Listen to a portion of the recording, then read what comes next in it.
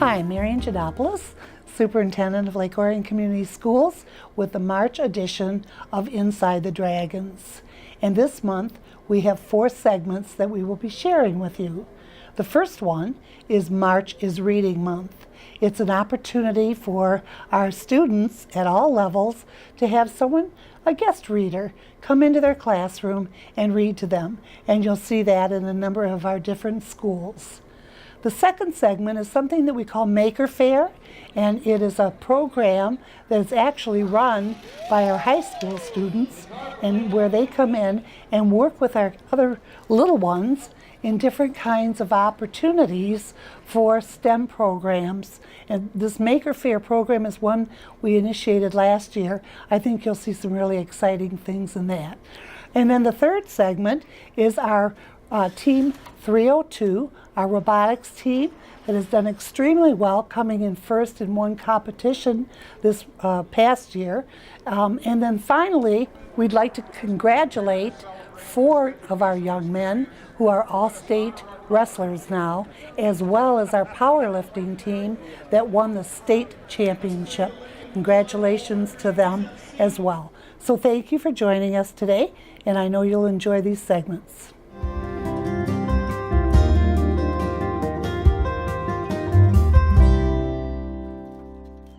March is Reading Month across the country, and in Lake Orion Community Schools, there's a major emphasis to bring it to the students at all levels. Middle school students at Scripps Middle School are allowed to read in the Media Center while eating their lunch this month. Some schools participate in competitions throughout the student body with prizes at the end, fitting in a playoff system like the March Madness book brackets at Oakview Middle School and early morning reading at Walden. At the high school, it's not as theme-oriented, but students are found in the Learning Center throughout the day, even before and after school, making themselves comfortable with a book. At the elementary level, it's the most prominent with themes at each school. Weber Elementary School went all out with its pirate theme, led by media specialist Heather Olson. For March's Reading Month at Weber, we're focusing on pirates, and we want our students to be a bookaneer, where books are the treasure. We have many different events planned. This week we had Dress as a Pirate Day. Every Tuesday is Turn Off Technology Day. We're having Wacky Wednesdays, where students can bring in a small donation to help with our summer reading initiative. And then at the final day, our celebration will include a movie, a treat, and then students can either wear pajamas or dress as a pirate for our final time. Oh, they loved dressing as a pirate day. We happened to be able to buy a pirate eye patch for every student in our building.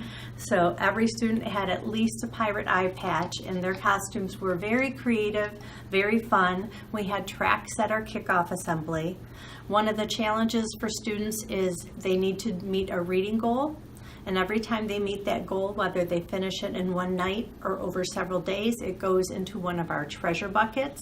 And on Friday morning, our principal, Mrs. Goethals, will pull names from each bucket, and those students will win a free book. Each school revels in its guest readers as parents, grandparents, local known figures, and other district administrators stop into schools to lend their time to the young classes. One of the most exciting moments of the month came in mid-March, as the Stadium Drive second graders received a surprise for their Wild About Reading theme. Superintendent Marian Janopoulos dressed the part to give them a treat. After the costume, she sat down and read to them, reminding the value of reading.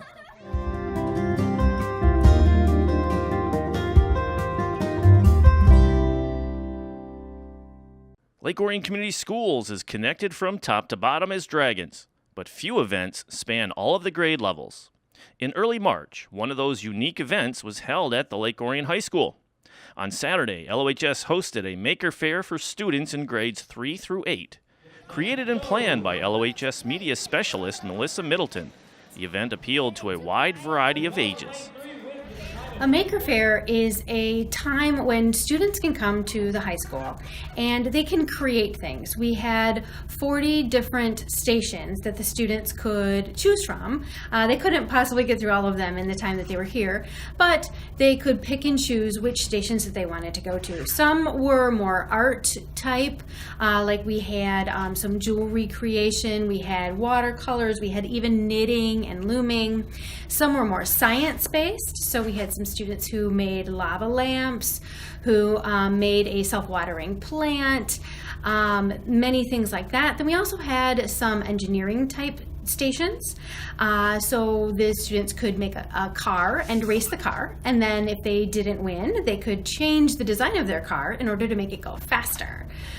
So many different stations for the students to come and play basically with how to make different things in order to get an idea of what STEM is all about. The Lake Orion High School students ran the stations and helped their younger dragons find a path to expanding their mind through different creations. With 2 sessions, the event occupied a whole morning at the high school and continues to grow.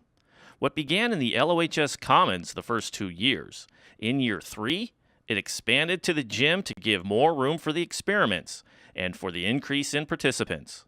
Appealing to students in elementary school all the way through the end of middle school is a challenge, but the opportunity allows for many different directions with the projects. The reason we use 3 through 8 is because the students in 3rd grade are old enough kind of to get the idea behind why we did some of these things. They're developmentally able to understand the concepts behind why we are doing the different areas of emphasis. We definitely don't want to go higher than 8th grade because it's our high schoolers who run most of the stations. Okay. It's one of the things that we love is that our high schoolers are teaching our younger students, and it is absolutely amazing to me to see the high school students, how well they interact with our younger students and the passion that they show when they're trying to teach the younger students about science. After 3 years of success and growth, the Maker Faire has a bright future and is a wonderful way to bring many students together for an educational activity in the middle of winter.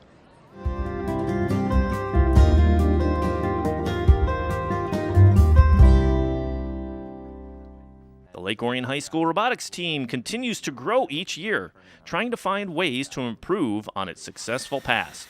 The team assembles in early winter when it receives the instructions for the spring competition season, and sets out to build a robot that can accomplish the competition tasks. That means 6 weeks of design and building before the robot is ready to be unveiled in mid-February.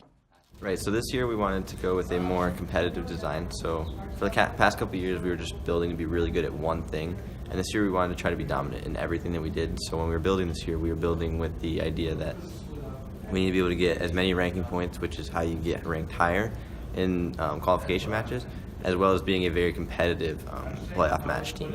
So when we started this year, we wanted to be fast. That was our main idea. So the first thing that we said when we found out the game had where we get our places, where we get our game objects and where we score them, were on the opposite sides.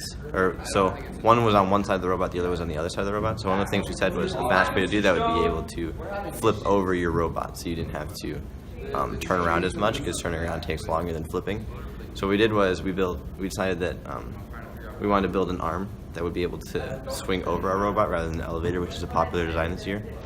And leading through that, we said we want to be able to pick up not just from the human player station, we want to be able to pick up off the floor as well. So we had a lot of time designing our intake box. This is the rocket, this tall structure. That's the one where we score the ranking point from. If you score a full rocket completing it, which includes 6 discs and 6 balls, that will get you 1 ranking point, which is a big thing. So that's what we're focusing on the most right now. And what does the robot do in relation to the rocket? Right, so the robot, you can actually see it right now, it's picking up discs off that human player station, and then it will place them on this Velcro that's hanging on the rocket, and that's how you get your discs on. And then after you're done getting all the discs, or hatches as they're called in the game, then you move to the ball, and you have to get 6 balls within the rocket through the center hole, and they'll only stay if you have hatches. So that's how you get your ranking point. So The robotics program has a rich history, but each year's team is almost like starting over from scratch. For designing the robot and doing the actual build, they have the guidance of parents who have extensive engineering experience, like lead mentor Bruce Stone. He's also able to give some tips and foresight about how the robot will help them in competitions. Well, we have developed design strategies that will go after every element of the game, so that the kids have the ability to score in each one and work with their alliances to be able to maximize the benefit of what each one of the teams will be able to bring to the table, and we'll complement them with the things that we can do, since we can do them all. We find out what their strengths and weaknesses are, and then we can do the alternate items. That was the strategy at the beginning. There's something called ranking points. That's what helps us through the competition to get a high seeding, and designed the robot so that we were able to do the tasks necessary to get what's called the ranking points. And so when you get those points, you're able to get a high seed, and then you can pick alliance partners when you get to the elimination rounds of the tournament. The students do the work building the two robots, a competition version and a nearly identical one for practicing, and if something happens to the main version.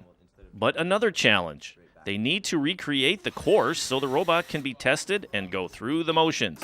Parents help build out the competition course so it can sit inside the Cirque Media Center to be used all season. LOHS CTE coordinator Rosa Everett is in her first year at the high school and is also one of the mentors, keeping a connection between the school, staff, and students on the team. The first Team 302 competitions run through the end of April. Good luck, Dragons!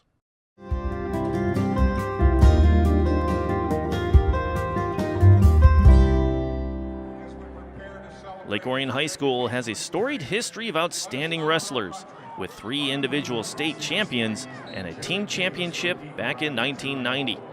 So this season became a return to much of that success, as 4 Dragons reached the Division I All-State level. Jaden Fisher reached the state final in the 152-pound weight class. Dylan Welbaum reached the final at 171 pounds. It was the first time Lake Orion placed 2 in the finals since 2008. The Dragons placed 2 deep in the heavyweight division. Hunter Chambers in 6th place and Mason Slocum in 7th. Anthony Vellucci also reached the state meet. Bringing them all together in the impressive season was Coach Jeff Smart, the OAA Red Coach of the Year. Such success came through significant effort as all 4 pushed themselves to their physical limits, entering the state finals. For the first, we didn't make it to team state, so we kind of had 2 weeks to get ready for it. And we kind of just treated it like any other practice going into it. Didn't really change up anything. Took it light some days, weren't really hard the other days. Really didn't throw in more technique, just wrestling and getting to peak performance. So when we go into the weekend, and then also just going into the weekend, it's crazy because me and Jaden were there last year, and then this guys, they experienced it this year. It's wrestling there is different than wrestling anywhere else. And you have to prepare yourself to that big stage and all those people watching you.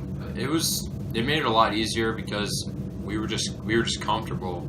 We already knew, you got to warm up before your matches, where to warm up, just how everything went, and I felt really comfortable there this year. No, there was no uncertainty. There was no doubt. From the beginning of this season, I knew that I was going to make the state finals, and I was confident that I was going to win and I was going to dominate my way through the whole tournament. Obviously, that's not how things went, but I had a certain confidence with myself that I knew that what I've been doing this entire year has been working and my training has been working. So I felt comfortable and almost at home in that environment. Coach has always told me 1 match at a time. Just go out and wrestle your match. Nothing else can get in your head. Take it in as you win the match and then learn from it as you lose the match. This is, I guess, new to us. We haven't been there for a while here at Lake Orion, but honestly, it was just a fun ride. It was nice to see all their hard work kind of pay off and them, earn the awards that they did. So I would like to say no, everything was fine, but of course there were some moments where you're kind of on the edge of your seat. But honestly, just through the season, you gain a lot of trust in these guys, and that they know what they're doing, and they're going to be just fine. Fisher and Wellbaum will continue wrestling in college, and Slocum has another year in high school. But for Chambers, this was the end. Unlike many others, he was able to finish on a grand stage. It is what it is. I mean, for me, going in and probably these three guys going in, like, I knew this was probably going to be my last day wrestling ever. And, like, because I don't plan to continue this, so I was like, wow, this is it. And, yeah. With 10 athletic team state championships in school history, it's rare that there are more than one in a school year.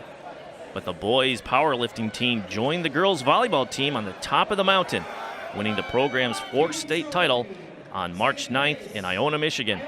Ben Sally won an individual title, as did Jessica Fox in the girls' finals.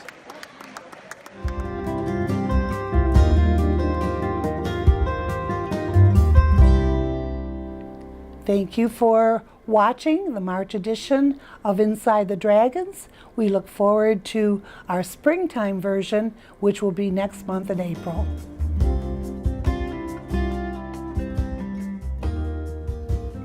Inside the Dragons is produced by the Lake Orion Community Schools in partnership with Orion Neighborhood Television. For up-to-date news and information about the Lake Orion Schools, visit our website at lakeorionschools.org and watch us on Comcast Educational Access Channel 22 and AT&T UVerse Channel 99.